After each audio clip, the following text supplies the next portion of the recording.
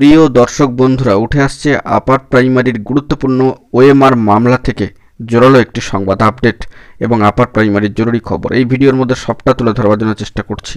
ভিডিওটিকে অবশ্যই তাই শেষ পর্যন্ত ওয়াচ করবেন, কোনোভাবে কিন্তু স্কিপ করবেন না। চ্যানেলটিকে অতি অবশ্যই সাবস্ক্রাইব করে নিয়ে সঙ্গে থাকবেন।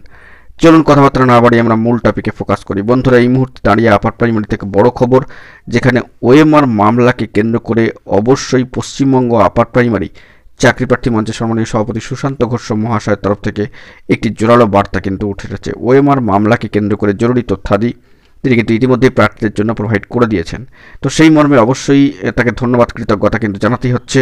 তো সেই দিক থেকে দেখতে গেলে অত্যন্ত গুরুত্বপূর্ণ ওএমআর মামলার ক্ষেত্রে সিঙ্গেল বেঞ্চে সম্মানীয় বিচারপতি অনারেবল জাস্টিস সৌগত ভট্টাচার্য মহাশয়ের এজলাসে ওএমআর মামলায় আপার প্রাইমারি স্তরের ক্ষেত্রে নিয়োগে ওএমআর সিট সংরক্ষণ নীতি এবং সময়সীমা বিষয়ে মামলায় কমিশনের বক্তব্য কার্যত গ্রহণ করা হয়েছে বা গৃহীত হয়েছে, এরকমই কিন্তু একটি বার্তা উঠে এসেছে পশ্চিমবঙ্গ আপার প্রাইমারি চাকরি প্রার্থী মঞ্চের সম্মানীয় সভাপতি সুশান্ত ঘোষ মহাশয়ের তরফ থেকে।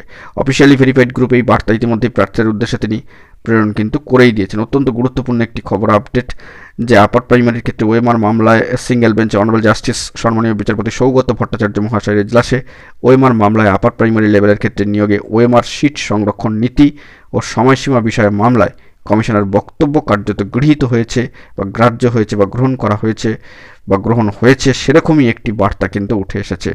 তো বিষয়টিকে তুলে ধরলাম, অবশ্যই অত্যন্ত সংক্ষিপ্ত আপডেট, তবে অত্যন্ত গুরুত্বপূর্ণ। তো এখন এটুকুই, সকলে ভালো থাকবেন, চ্যানেলটিকে সাবস্ক্রাইব করে নিয়ে সঙ্গে থাকবেন। ধন্যবাদ।